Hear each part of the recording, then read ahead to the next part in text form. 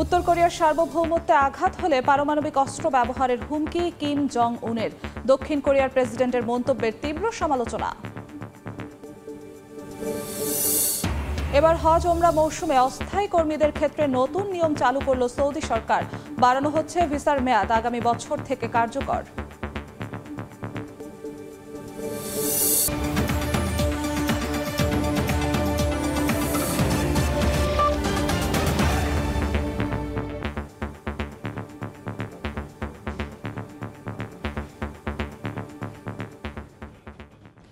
আন্তর্জাতিক সময়ের সঙ্গে আছি আমি জিন্নাতারা জশোয়া। উত্তর কোরিয়ার সার্বভৌমত্বে আঘাত হলে পারমাণবিক হামলার হুমকি দিয়েছেন দেশটির সর্বোচ্চ নেতা কিম জং উন। দক্ষিণ কোরিয়ার প্রেসিডেন্টের মন্তব্যের পাল্টা জবাবে এ হুঁশিয়ারি দেন তিনি। মঙ্গলবার সিউলের এক সামরিক অনুষ্ঠানে দেশটির প্রেসিডেন্ট উন সুক ইউল পিয়ংইয়ংয়ের শাসন ব্যবস্থাকে ধ্বংস করার হুমকি দেন। এরই জবাবে কিম বলেন, নিজেদের ভূখণ্ডে কোনো আঘাত হলে শত্রুর ওপর পারমাণবিক হামলা চালাতে দ্বিতীয়বার ভাববেন না তিনি। একই সঙ্গে কোরীয় প্রণালীতে কারা অস্থিরতা চাচ্ছে সে বিষয়েও প্রশ্ন তোলেন কিম। ভারতের উত্তরপ্রদেশে বন্যায় 29টি গ্রাম তলিয়ে গেছে। এতে বিপাকে পড়েছেন স্থানীয় বাসিন্দারা। বন্যার্তদের নিরাপদ স্থানে সরিয়ে নেওয়া হচ্ছে। স্থানীয় কর্তৃপক্ষের দাবি, রাপ্তি নদীতে বাঁধের পানি ছেড়েছে নেপাল। এছাড়া নেপালে বন্যায় মৃতের সংখ্যা বেড়ে দাঁড়িয়েছে 224 জনে। বন্যার্তদের সাহায্যের হাত বাড়িয়ে দিতে জনগণের প্রতি আহ্বান জানিয়েছেন দেশটির প্রধানমন্ত্রী। হাঁটু পানিতে ভাসছে রাস্তাঘাট, ঘরবাড়ি। স্থানীয় রাপ্তি নদীর পানি প্রবাহিত হচ্ছে বিপদসীমার উপর দিয়ে। কৃষি জমি তলিয়ে যাওয়ায় অর্থনৈতিকভাবে ক্ষতির মুখে পড়েছে কৃষকরা। স্থানীয় সময় বৃহস্পতিবার ভারতের উত্তরপ্রদেশের গোরখপুরে 29টি গ্রাম তলিয়ে যাওয়ায় এ দৃশ্য চোখে পড়েছে। এতে বিপাকে পড়েছেন স্থানীয়রা। বন্যার্তদের নিরাপদ আশ্রয় সরিয়ে নিতে নৌকা মোতায়েনের পাশাপাশি বিভিন্ন উদ্যোগ নিয়েছে গোরখপুর জেলা কর্তৃপক্ষ। তারা দাবি করছে, নেপালে চলমান বন্যার মধ্যে রাপ্তি নদীর উপর অবস্থিত কশি বাঁধ খুলে দিয়েছে দেশটির সরকার, আর তাতেই দেখা দিয়েছে এই ভয়াবহ বন্যা। এছাড়া নেপালে গত কয়েকদিন ধরে চলা বন্যা ও ভূমিধসে মৃতের সংখ্যা বেড়েছে কয়েক গুণ। এখনও নিখোঁজ রয়েছেন বহু মানুষ। ক্ষয়ক্ষতি হয়েছে বহু ঘরবাড়ি, রাস্তাঘাট ও গুরুত্বপূর্ণ স্থাপনার। এত পরিমাণে ক্ষয়ক্ষতির আগে থেকে কোনো প্রস্তুতি না থাকায় বেশ বিপাকে পড়েছে দেশটির সরকার ও জনগণ। বন্যা কবলিতরা যে ক্ষতির মুখে পড়েছে তা জাতির জন্য বেশ কষ্টকর বলে দাবি করেছেন দেশটির প্রধানমন্ত্রী কেপি শর্মা ওলি। আর তাই দুর্যোগ পরবর্তী চ্যালেঞ্জগুলো মোকাবিলায় দেশের মানুষের কাছে সহযোগিতা চেয়েছেন তিনি। নাদিম মারজান, সময় সংবাদ। তাইওয়ানে টাইফুন ক্রাথনের আঘাতে অন্তত 2 জন মারা গেছেন। স্থানীয় সময় বৃহস্পতিবার ভোরে ভূখণ্ডটির দক্ষিণ পশ্চিমাঞ্চলীয় বন্দর শহরে আঘাত হানে ক্রাথন। ঝড়ের কারণে অঞ্চলটিতে জারি করা হয়েছে জরুরি সতর্কতা। বন্ধ রাখা হয়েছে স্কুল, কলেজ। বাতিল হয়েছে প্রায় 250 ফ্লাইট। বৃহস্পতিবার স্থানীয় সময় ভোরে তাইওয়ানের দক্ষিণ পশ্চিমাঞ্চলীয় বন্দর শহর কাওশিয়ংয়ে আঘাত হানে ক্যাটাগরি 2 মাত্রার টাইফুন ক্রাথন। 220 কিলোমিটার বেগে এটি আছড়ে পড়ে উপকূলে। ভেঙে পড়ে গাছপালা, বিদ্যুৎ বিচ্ছিন্ন হয়ে পড়ে পুরো অঞ্চল। এ পর্যন্ত কয়েকজনের প্রাণহানির খবর পাওয়া গেছে। ঝড়ের প্রভাবে অঞ্চলটিতে শুরু হয়েছে মুষলধারে বৃষ্টি। তীব্র বাতাসের সঙ্গে জলোচ্ছ্বাসের সতর্কতা জারি করেছে তাইওয়ানের আবহাওয়া দপ্তর। এছাড়া পশ্চিম উপকূল হয়ে রাজধানী তাইপের দিকে ধেয়ে যেতে পারে বলে পূর্বাভাসও দেওয়া হয়েছে। তবে রাজধানীতে পৌঁছানোর আগেই শুক্রবার সন্ধ্যা নাগাদ ক্রাথন আরও দুর্বল হয়ে পড়বে বলে জানিয়েছে কর্তৃপক্ষ। 27 লাখ বাসিন্দার শহর কাওশিয়ংয়ে টাইফুনের কারণে বন্ধ রাখা হয়েছে স্কুল, কলেজ ও ব্যাংক পরিষেবা। বাতিল করা হয়েছে প্রায় 250 ফ্লাইট। বন্ধ আছে দ্রুতগতির রেল সেবা। নিরাপদ স্থানে সরিয়ে নেওয়া হয়েছে 1,500-এর বেশি মানুষকে। স্থানীয় প্রশাসন জানিয়েছে, ক্রাথন মোকাবিলায় প্রস্তুত আছে 1,000-এর বেশি রাবার বোট এবং 15,000 সেনা। অন্তরা সেন, সময় সংবাদ। জমে উঠছে মার্কিন নির্বাচনী প্রচারণা। আগামী প্রেসিডেন্ট নির্বাচনে জয়ী হলে বিশ্বে শান্তি প্রতিষ্ঠার প্রতিশ্রুতি দিয়েছেন রিপাবলিকান প্রার্থী Donald Trump. President Joe Biden ও ভাইস প্রেসিডেন্ট কমলা হ্যারিসকে অস্তিত্বহীন বলেও কটাক্ষ করেছেন তিনি। অন্যদিকে মুসলিম ভোটারদের কাছে টানতে সম্প্রদায়ের শীর্ষ নেতৃবৃন্দের সঙ্গে বৈঠক করেছে ডেমোক্র্যাট শিবির। মার্কিন নির্বাচনের সময় যত এগিয়ে আসছে দুই প্রতিদ্বন্দ্বী শিবিরের প্রচারণা ততই জমে উঠছে। বিভিন্ন জরিপে ডোনাল্ড ট্রাম্প ও কমলা হ্যারিসের হাড্ডাহাড্ডি লড়াইয়ের আভাস পাওয়া যাচ্ছে। ডেমোক্র্যাটদের বিরুদ্ধে নির্বাচনে জিতলে বিশ্বে শান্তি ফিরিয়ে আনার প্রতিশ্রুতি দিয়েছেন ডোনাল্ড ট্রাম্প। কমলা হ্যারিসের কঠোর সমালোচনা করেন তিনি। জো বাইডেন ও কমলা হ্যারিসকে অস্তিত্বহীন বলে কটাক্ষ করেন রিপাবলিকান প্রার্থী। ইসরায়েলে ইরানের হামলার নিন্দা জানান সাবেক এই মার্কিন প্রেসিডেন্ট। বলেন তিনি ক্ষমতায় থাকলে ইরান এ হামলা করতে পারত না। বিশ্ব নেতারা বাইডেন কমলার চেয়ে বেশি তার প্রতি আস্থা রাখেন বলেও দাবি করেন তিনি।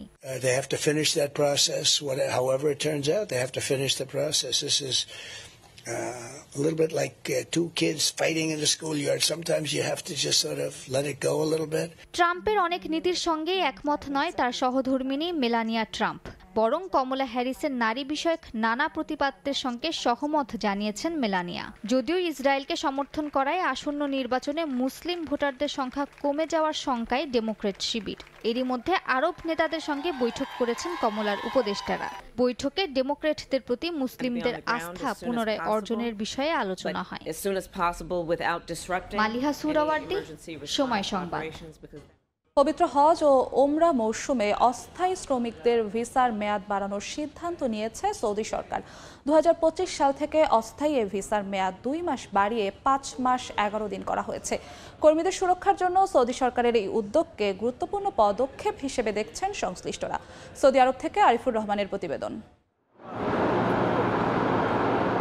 2025 সালের পবিত্র হজ সামনে রেখে বিভিন্ন পরিকল্পনা হাতে নিয়েছে সৌদি আরব। হজ ব্যবস্থাপনা সহজ করার পাশাপাশি হাজিদের সেবা নিশ্চিতে আগে থেকেই নেওয়া হচ্ছে নানা উদ্যোগ। তারই ধারাবাহিকতায় এবার হজ ওমরাহ মৌসুমে অস্থায়ী কর্মীদের ক্ষেত্রে নতুন নিয়ম চালু করা হয়েছে। বর্তমানে অস্থায়ী শ্রমিকদের ভিসার মেয়াদ 3 মাস হলেও তা বাড়িয়ে 5 মাস করা হয়েছে। অস্থায়ী কর্মীদের ভিসা দেওয়ার ক্ষেত্রে লিখিত নিয়োগপত্রের পাশাপাশি থাকতে হবে নিয়োগকর্তা ও কর্মীর স্বাক্ষর। এছাড়া ভিসার আবেদনের সঙ্গে জমা দিতে হবে চিকিৎসা বীমার নথিপত্র। সৌদি আইন লঙ্ঘন করলে অপরাধের মাত্রা অনুযায়ী দিতে হবে ক্ষতিপূরণ। সৌদি সরকারের নতুন এই সিদ্ধান্ত শ্রমিকদের নিরাপত্তা নিশ্চিতের পাশাপাশি শ্রমবাজারের স্থিতিশীলতা ধরে রাখতে গুরুত্বপূর্ণ ভূমিকা রাখবে বলে মনে করছেন সংশ্লিষ্টরা। প্রতি বছর হজ মৌসুমে পবিত্র হজ পালনের জন্য বিশ্বের বিভিন্ন দেশ থেকে প্রায় 25 লাখ মানুষ সৌদি আরবে জড়ো হন। হাজিদের নিরাপত্তার পাশাপাশি সর্বোচ্চ সুযোগ সুবিধা নিশ্চিত করতে নিয়োগ দেওয়া হয় অসংখ্য অস্থায়ী কর্মী, যাদের বেশিরভাগই বাংলাদেশ, ভারত সহ প্রতিবেশী দেশ থেকে নেওয়া হয়। আরিফুর রহমান, সময় সংবাদ, সৌদি আরব। অবশেষে চাগস দ্বীপপুঞ্জের নিয়ন্ত্রণ ছেড়ে দেওয়ার ঘোষণা দিয়েছে যুক্তরাজ্য। বৃহস্পতিবার এক যৌথ বিবৃতিতে ব্রিটেন জানায় কৌশলগতভাবে দ্বীপগুলোর সার্বভৌমত্ব হস্তান্তর করা হবে মরিশাসকে। এর মধ্য দিয়ে অবসান হবে অর্ধ শতাব্দীর বেশি সময় ধরে চলা দুই দেশের ভূ রাজনৈতিক বিরোধের। অর্ধ শতাব্দীরও বেশি সময় বিরোধের পর মধ্য ভারত মহাসাগরের চাগস দ্বীপপুঞ্জের ওপর থেকে নিয়ন্ত্রণ ছেড়ে দেওয়ার ঘোষণা দিল যুক্তরাজ্য। বেশ কয়েক বছর ধরে আলোচনার পর মরিশাসের কাছে দ্বীপপুঞ্জটির সার্বভৌমত্ব হস্তান্তর করার সিদ্ধান্ত নিয়েছে দেশটি। বৃহস্পতিবার ব্রিটেন ও মরিশাসের প্রধানমন্ত্রীদের একটি যৌথ বিবৃতিতে এই ঘোষণা দেয়া হয়। এটিকে দুই দেশের জন্যই একটি ঐতিহাসিক পদক্ষেপ বলে মনে করছেন বিশ্লেষকরা। চাগস দ্বীপপুঞ্জ নিয়ে ব্রিটেনের সঙ্গে মরিশাসের বিরোধ অর্ধ শতাব্দীর বেশি পুরনো। 1965 সালে মরিশাসের কাছ থেকে চাগসের দ্বীপপুঞ্জগুলোকে বিচ্ছিন্ন করা হয়। 1968 সালে ব্রিটেন মরিশাসকে স্বাধীনতা দেওয়ার সময়ে চাগসের মূল্য স্বরূপ 40 লাখ পাউন্ড দেয়। এরপর দ্বীপপুঞ্জটিকে ব্রিটিশ ইন্ডিয়ান ওশান টেরিটরি ঘোষণা করে সেখানে ইঙ্গো মার্কিন সামরিক ঘাঁটি প্রতিষ্ঠার পরিকল্পনা করা হয়। সে লক্ষ্যে দ্বীপপুঞ্জের প্রায় 1,500 বাসিন্দাকে বিভিন্ন দেশে স্থানান্তর করা হয়। 1971 সালে ব্রিটেন চাগসের সবচেয়ে বড় দ্বীপ দিয়াগো গার্সিয়াকে যুক্তরাষ্ট্রের কাছে ইজারা দেয়, যা 2036 সাল পর্যন্ত বহাল থাকার কথা রয়েছে। তবে মরিশাস বরাবরই চাগসকে নিজেদের অংশ বলে দাবি করে। এই বিরোধ নিষ্পত্তির জন্য দেশটি আন্তর্জাতিক বিচার আদালত ICJ শরণাপন্ন হলে 2019 সালে আদালত ব্রিটেনের বিরুদ্ধেই রায় দেন। ব্রিটিশ দখলদারিত্বকে অবৈধ অভিহিত করে যত তাড়াতাড়ি সম্ভব চাগসের নিয়ন্ত্রণ মরিশাসের কাছে হস্তান্তরের পরামর্শ পরামর্শ দেন আইসিজে। আদালতের মতে 1965 সালে মরিশাসের কাছ থেকে চাগসের দ্বীপগুলোকে বিচ্ছিন্ন করার সময় সেখানকার বাসিন্দাদের মতামত নেয়নি যুক্তরাজ্য। তবে আইসিজের এমন রায় মেনে নিতে নারাজ হয় ব্রিটেন। দাবি করে ওই দ্বীপপুঞ্জের সার্বভৌমত্ব নির্ধারণের এখতিয়ার আদালতের নেই। তবে পরে দ্বীপপুঞ্জ থেকে বাসিন্দাদের জোরপূর্বক অপসারণের জন্য ক্ষমা চায় যুক্তরাজ্য।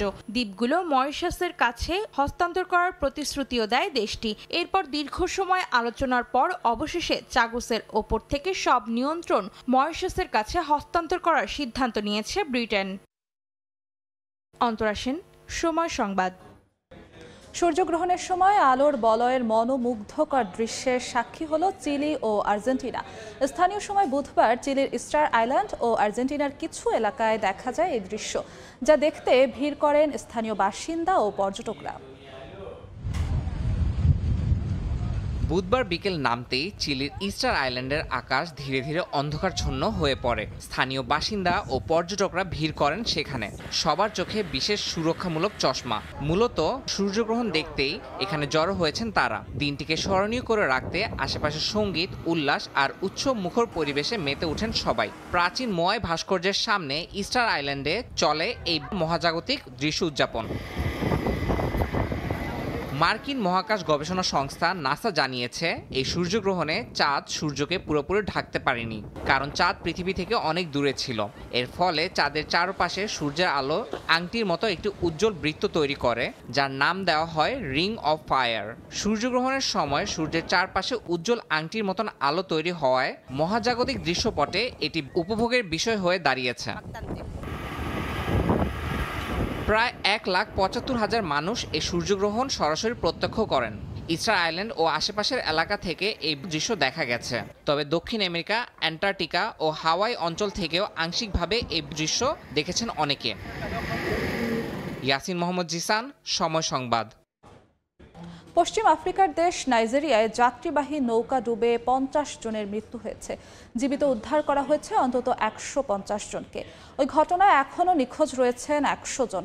তাদের উদ্ধারে অভিযান অব্যাহত আছে। স্থানীয় সময় বুধবার রাত 8:30টার দিকে ঘটনা ঘটে। প্রত্যক্ষদর্শীরা জানান, দেশটির উত্তরাঞ্চলীয় মকওয়া রাজ্যের নদী পাড়ি দেওয়ার সময় অতিরিক্ত যাত্রী বোঝাইয়ের কারণে ডুবে যায় নৌকাটি। নৌকাটিতে 300 জন যাত্রী ছিলেন। লন্ডনে বড়দিন উপলক্ষে নতুন পুতুল বাজারে আনলো যুক্তরাজ্যের বিখ্যাত প্রতিষ্ঠান হ্যামলিস। এবারের মূল আকর্ষণ চলচ্চিত্র এবং টিভির বিভিন্ন চরিত্র থেকে অনুপ্রাণিত হয়ে বানানো পুতুল। নতুন পুতুল হাতে হাসি মুখে ছবি তুলছে কিছু শিশু। পাশেই বসে আছেন সান্টা ক্লজ। বড়দিনের জন্য নতুন পুতুল কেনা হয়েছে হ্যামলিস থেকে। সেই আনন্দঘন মুহূর্তটিকেই যেন ক্যামেরাবন্দি করে রাখতে ব্যস্ত শিশুরা। পুতুল তৈরির প্রতিষ্ঠান হ্যামলিসের ম্যানেজার জানান, তাদের রয়েছে ছোট বড় সবার চাহিদা অনুযায়ী পুতুল ও খেলনা জাতীয় পণ্য। এবার লেগো টয় বয়সে বড় গ্রাহকের জন্য বিশেষ আকর্ষণ। We have something for everybody, and that's the most important thing. So everybody can come to one of our stores, experience the magic of Hamleys at Christmas. হ্যামলিসের দোকানে সাজানো রয়েছে সারি সারি পুতুল। সবগুলো পণ্য সাশ্রয়ী মূল্যে পাচ্ছেন ক্রেতারা। ধারণা করা হচ্ছে এবারের বড়দিনে সবচেয়ে বেশি বিক্রি হবে স্টিচ নামের একটি পুতুল, যার নামে এই আসন্ন বড়দিনে নতুন চলচ্চিত্র মুক্তি পাচ্ছে। দোকানটিতে আরও আছে Moana doll, transformer, Bumblebee, terror fried gross bucket ইত্যাদি। বিশ্বের সবচেয়ে পুরনো খেলনার প্রতিষ্ঠান হ্যামলিস 1760 সালে লন্ডনের হলবর্নে চালু হয়েছিল। অর্জিতা শেজিন, সময় সংবাদ। ওয়ানডে ক্রিকেটে এখন পর্যন্ত ডাবল সেঞ্চুরি হয়েছে 12টি, কিন্তু সবার আগে সচিনের ব্যাটে সে কীর্তি দেখেছে মধ্যপ্রদেশের ক্যাপ্টেন রূপ সিং ক্রিকেট স্টেডিয়াম। অথচ কালের আবর্তে এখন অনেকটাই রুগ্ন দশা এই মাঠের। ঘরোয়া লিগ দিয়ে কোনোভাবে নিজের অস্তিত্বের জানান দিচ্ছে রূপ সিং স্টেডিয়াম, যে মাঠ সাক্ষ্য দেয় সমৃদ্ধ অতীতের। আছে দৃষ্টিনন্দন ফটো গ্যালারি। গোয়ালিগড় থেকে আরও জানাচ্ছেন মাহবুব রিমন। মধ্যপ্রদেশের সবচাইতে পুরাতন ক্রিকেট স্টেডিয়াম, কিন্তু এই মাঠে আন্তর্জাতিক ম্যাচ হয়েছে মোটে 12টি, যার 11টিতে জিতেছে টিম ইন্ডিয়া। 2010 সালে সাউথ আফ্রিকার বিপক্ষে বিশ্ব ক্রিকেট এই মাঠেই সর্বপ্রথম দেখেছিল ওয়ানডেতে দ্বিশতক, যা করেছিলেন ক্রিকেট কিংবদন্তি সচিন টেন্ডুলকার। কিন্তু সেই শেষ। এরপর গেল 14 বছরে কালের সাক্ষী হয়ে ঠায় দাঁড়িয়ে আছে ক্যাপ্টেন রূপ সিং ক্রিকেট স্টেডিয়াম। ঐতিহ্যে মরিচা পড়েছে, চেয়ারগুলো পড়ে আছে বড্ড অবহেলায়, ধুলার আস্তরণ স্পষ্ট, ফ্লাডলাইটের গুল্মের সমাহার, পাখিদের নিরাপদ আশ্রয়, সব মিলিয়ে এ যেন বেহাল দশা। অথচ ১.৫ দশক আগেও এই মাঠেই লেখা হয়েছিল কতই না রূপকথা।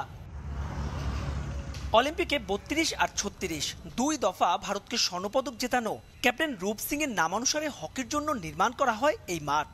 ১৯৮০ সালে যা দেয়া হয় মধ্যপ্রদেশ ক্রিকেট অ্যাসোসিয়েশনকে। এর পরের ৩০ বছরের গল্পটা শুধুই ক্রিকেটময়। এ মাঠ স্বাগতিক হয়েছিল ৯৬ এর বিশ্বকাপেরও। সচিনের দ্বিশতকের পরে তাকে ১০ লাখ রুপি দেওয়ার ঘোষণা দিয়েছিল মধ্যপ্রদেশ ক্রিকেট অ্যাসোসিয়েশন, কিন্তু এই মাঠে আর আশাই হয়নি ভারতীয় ক্রিকেট কিংবদন্তির। টাকাটা তাই এখনো পাওনা তার। তবে যে পাশেই তাকানো যায় গোটা স্টেডিয়ামই যেন সচিনময়। এখানকার একটি রাস্তারও নামকরণ করা হয়েছে তার নামেই। আন্তর্জাতিক ম্যাচ না হলেও দুলীপ, রঞ্জি কিংবা ঘরোয়া লিগের ম্যাচ নিয়মিতই হয় ক্যাপ্টেন রূপ সিং স্টেডিয়ামে। প্রবেশ পথেই চোখে পড়বে আন্তর্জাতিক আর ঘরোয়া ম্যাচে ফ্রেম বন্দি কত সব মুহূর্ত। এই মাঠ গোয়ালিয়রবাসীর জন্য আবেগ, সঙ্গে ঐতিহাসিকও। বাইরে বেহাল দশা থাকলেও উইকেট কিংবা আউটফিল্ড এখনো আন্তর্জাতিক মানের। মধ্যপ্রদেশে আরও স্টেডিয়াম থাকায় এ মাঠের প্রয়োজনীয়তা কিছুটা কমেছে, তবে ঘরোয়া লিগের জন্য রূপ সিং স্টেডিয়াম সবার পছন্দের। বয়সের ভারে রুগ্ন রূপ সিং স্টেডিয়ামে নেই আগের আভিজাত্য, তবুও বর্তমান প্রজন্মের কাছে মোটেও কমেনি তার আবেদন। জৌলুস মনে করিয়ে দেওয়ার জন্য কাচের বক্সে বন্দি করে রাখা হয়েছে ছোট্ট এই মিনিয়েচার, যা ধারণা দেয় আন্তর্জাতিক ম্যাচ হওয়ার সময় কেমন ছিল এর চেহারা। মাহবুব রিমন, সময় সংবাদ, গোয়ালিয়র, ভারত। এবার গোয়ালিয়র দুর্গ নিয়ে রিপোর্ট। কেউ বলতেন হিন্দের মুক্ত, কেউ বা দেবীর প্রাসাদ। দৈর্ঘ্যে ২.৫ আর প্রস্থে প্রায় ১ কিলোমিটার, আয়তনে ভারতের তৃতীয় বৃহত্তম দুর্গ, কিন্তু ঐতিহাসিক গুরুত্ব আর নান্দনিকতায় সবার ওপর। যে দুর্গের স্বামীর হারানোর শোকে আত্মাহুতি দিয়েছিলেন মান সিং এর ৯ রানী, যেখানে আওরঙ্গজেব কর্তৃক হত্যার শিকার হয়েছিলেন মুঘল শাহজাদা মুরাদ। বলা হচ্ছে ইউনেস্কোর ওয়ার্ল্ড হেরিটেজ হিসেবে স্বীকৃত বিখ্যাত গোয়ালিয়র দুর্গের কথা। বিস্তারিত জানাচ্ছেন মাহবুব রিমন। মধ্যপ্রদেশকে বলা হয় ভারতের প্রাণ, আর সেই প্রাণের নিউক্লিয়াসেই গোয়ালিয়র। গোয়ালিয়র হচ্ছে রাজাদের শহর, যে শহরের একেবারে প্রাণকেন্দ্রে পাহাড়ের টিলায় অবস্থিত গোয়ালিয়র দুর্গ। বলা হয় গোয়ালিয়র দুর্গের ইটের প্রায় প্রতিটি ভাঁজে ভাঁজেই রয়েছে কান্না, হাহাকার আর আর্তনাদের গল্প। কি সেটা তাই শোনাবো আজ, চলুন দর্শক।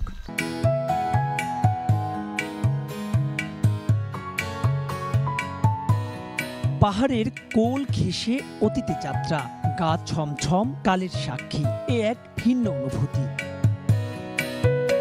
গোয়ালিয়র দুর্গের নির্মাণ কাল নিয়ে তর্ক আছে খোদ ঐতিহাসিকদের মধ্যেও। প্রাপ্ত শিলালিপিগুলো বলে ৪র্থ শতাব্দী, স্মৃতিস্তম্ভগুলো ইঙ্গিত দেয় ৬ষ্ঠ শতক। সিন্ধিয়া, গুপ্ত, হুন, প্রতিহার, কচ্ছবাহ, তোমরা, পাঠান, মুঘল, ইংরেজ কিংবা মারাঠা সবাই রাজ করেছেন এই দুর্গে থেকেই, রেখে গেছেন তাদের স্মৃতিচিহ্ন। দুর্গে প্রবেশের পরেই স্বাগত জানাবে সে সময়কার এই অতিথি কক্ষ। পাশে পানির সংকট পূরণে আছে দীর্ঘ কুয়ো, যদিও এখন তা শ্যাওলার আস্তরণে ঢাকা। একটু আগালে দুচোখে প্রশান্তি এনে দেবে সেই বিখ্যাত রাজপ্রাসাদ, যার পাদদেশে গোটা গোয়ালিয়র শহর দেখা যাবে এক নিমিষে। এই মুহূর্তে আমরা আছি গোয়ালিয়র দুর্গের সবচাইতে দৃষ্টিনন্দন জায়গায়। আমার পেছনে যে রাজপ্রাসাদটি দেখতে পাচ্ছেন, এটাই সেই বিখ্যাত রাজপুত মান সিং তৈমুরের প্রাসাদ। ইতিহাসে বর্ণিত আছে ১৫১৬ সালে সিকান্দার লোদির কাছে হারার পরে এই প্রাসাদের মধ্যেই মান সিং এর ৯ রানীর সবাই চিতায় আত্মাহুতি দিয়েছিলেন।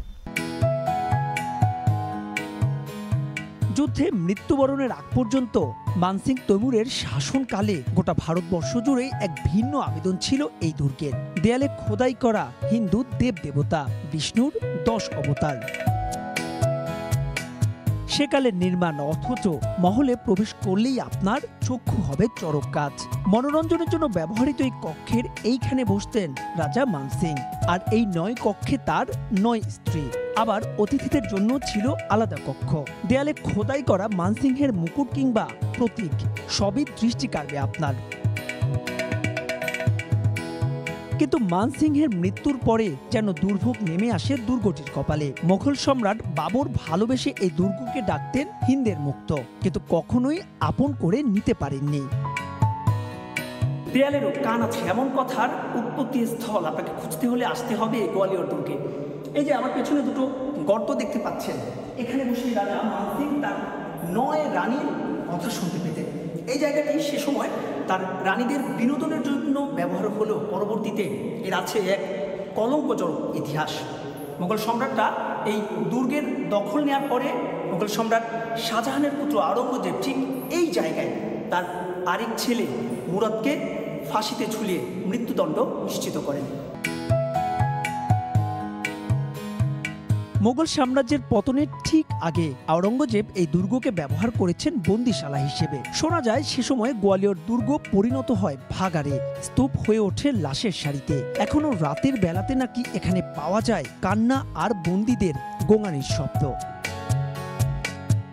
প্রায় 2.5 কিলোমিটার দীর্ঘ এই দুর্গের মধ্যে আছে কত মন্দির, আছে সেকাল আর একালের মেলবন্ধন, আছে শত্রুর চোখকে ফাঁকি দেওয়ার কত শত আয়োজন। ইতিহাসের আস্ত করে তাই ছুঁড়ে ফেলা নয়, গোয়ালিয়র দুর্গের আবেদন যে শেষ হবে না কখনোই। মাহবুব রিমন, সময় সংবাদ, মধ্যপ্রদেশ, ভারত। আন্তর্জাতিক সময়ের শীর্ষ সংবাদ জানিয়ে দিচ্ছি আরেকবার। উত্তর কোরিয়ার সার্বভৌমত্বে আঘাত হলে পারমাণবিক অস্ত্র ব্যবহারের হুমকি কিম জং উনের। দক্ষিণ কোরিয়ার প্রেসিডেন্টের মন্তব্যের তীব্র সমালোচনা। এবং ভারতের উত্তরপ্রদেশে ভয়াবহ বন্যা, তলিয়ে গেছে 29টি গ্রাম, বিপাকে হাজারো মানুষ। নেপালে মৃতের সংখ্যা বেড়ে 224, সাহায্যের আবেদন প্রধানমন্ত্রীর।